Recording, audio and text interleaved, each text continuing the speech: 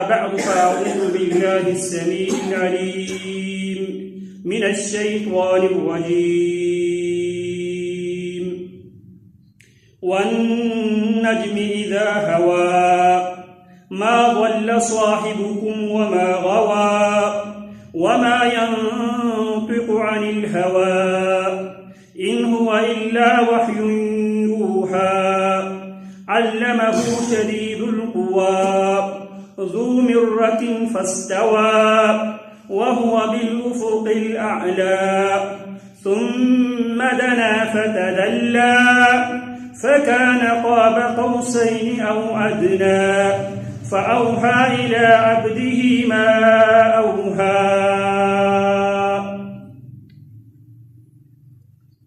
رسول اللہ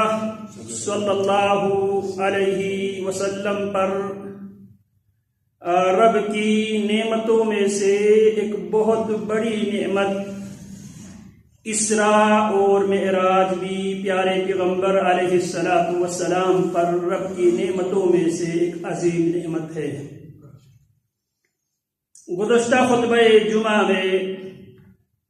مسجد حرام سے لے کر مسجد اقصی تک اور مسجد اقصی سے لے کر بیت المعمور تک سبحان الذي أسرى بعبده ليلا من المسجد الحرام إلى المسجد الأقصى الذي باركنا حوله لنريه من آياتنا إنه هو السميع البصير. رسول اللہ صلی اللہ علیہ وسلم کا اسراء کا آغاز بھی مسجد سے ہوتا ہے، اسراء کا اختتام بھی مسجد پر ہوتا ہے، معراج کا آغاز بھی پیارے پیغمبر علیہ السلام کی مسجد سے آغاز ہوتا ہے، اور ساتویں آسمان پر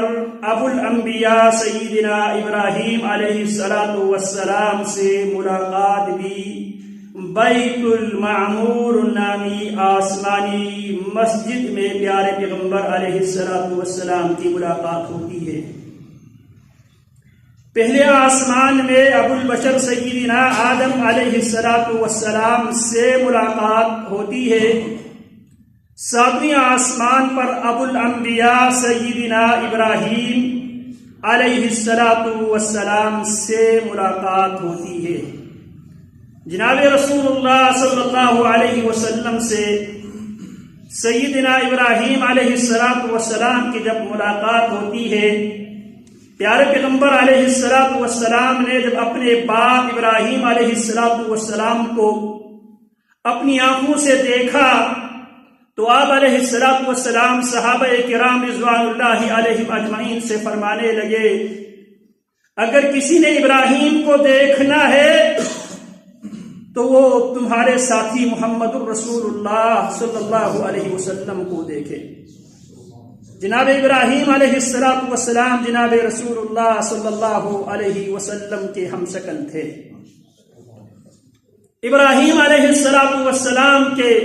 ان کی کفالت میں اللہ رب العالمین نے ان بچوں کو جو بچے فطرت کی حالت میں دنیا سے فوت ہو چکے ہیں، وہ بچے جناب ابراہیم علیہ السلام کی کفالت میں تھے. وہ بچہ جو بلوغت سے پہلے وفات پاتا ہے، کیونکہ کل مولود یولد علی الفطرہ، ہر پیدا ہونے والا انسان فطرت پر پیدا ہوتا ہے. فابواہ یحودانہ او ینصرانہ او یمجسانہ، اس کے والدین یا اسے یہودی بنا دیتے ہیں، یا اسے عیسائی بنا دیتے ہیں، یا اسے مجوسی بنا دیتے ہیں. جو ماحول اسے میسر آئے گا، وہ ماحول اگر یہودیوں والا ماحول مل جائے وہ یہودی بن جائے گا، عیسائیوں والا ماحول اسے میسر آ جائے تو وہ عیسائی بن جائے گا، مجوسیوں والے ماحول اگر اسے میسر آ جائے وہ مجوسی بن جائے گا. لیکن پیدا فطرت اللہ التی، اللہ کی اسی فطرت پر پیدا ہوتا ہے جس فطرت پر انسان پر کسی قسم کا کوئی گناہ نہیں ہوتا۔ یہاں سے اسلام اور ہندوازم کا بنیادی فرق بھی یہی ہے۔ اسلام کا نظریہ یہ ہے ہر پیدا ہونے والا بچہ فطرت اسلام پہ پیدا ہوتا ہے، پاک صاف پیدا ہوتا ہے، جبکہ ہندوؤں کا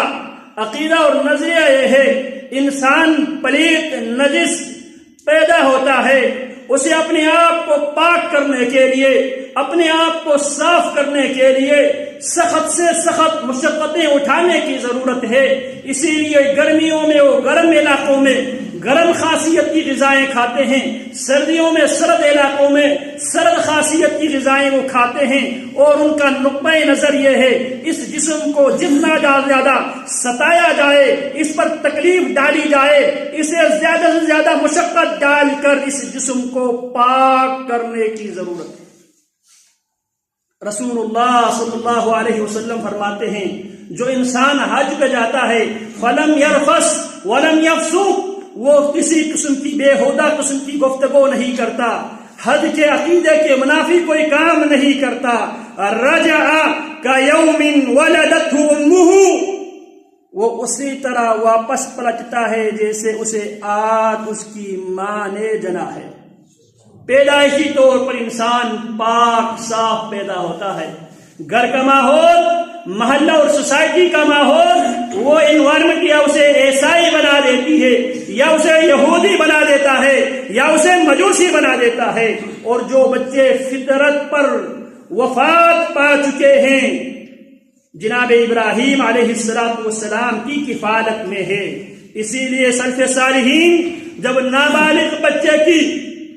نماز جنازہ کی باری آتی ہے اس میں ایک مطالبہ ہم اللہ رب العالمین سے یہ کرتے ہیں وَاجْعَلْهُ فِي كَفَالَةِ إِبْرَاهِيمَ، اللہ اس نابالغ بچے کو ابراہیم علیہ السلام کی کفالت میں، اللہ ان کی کفالت میں سپرد کیجئے، حوالہ کیجئے۔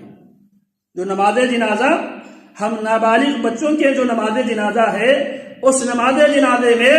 اسی حدیث کو مد نظر رکھتے ہوئے یہ دعا ہم پڑھتے ہیں وَاجْعَلْهُ فِي كَفَالَةِ إِبْرَاهِيمَ، اللہ اس بچے کو جناب ابراہیم علیہ السلام کی کفالت میں اللہ حوالہ کر دے۔ تو جناب ابراہیم علیہ السلام کی کفالت میں ہر وہ نابالغ بچہ جو بلوغت سے پہلے شرعاً مکلف ہونے سے پہلے دنیا سے وفات پا چکا ہے، وہ بچہ جناب ابراہیم علیہ السلام کی کفالت میں وہ بچے ہوتے ہیں۔ جناب ابراہیم علیہ السلام سے رسول اللہ کی جب ملاقات ہوتی ہے، جناب ابراہیم رسول اللہ صلی اللہ علیہ وسلم کے ذریعے ہمیں پیغام بھیجتے ہیں۔ جناب ابراہیم، جناب رسول اللہ جب معراج پہ گئے، جناب رسول اللہ سے ملاقات ہوئی، ہمارے باپ ابراہیم علیہ السلام،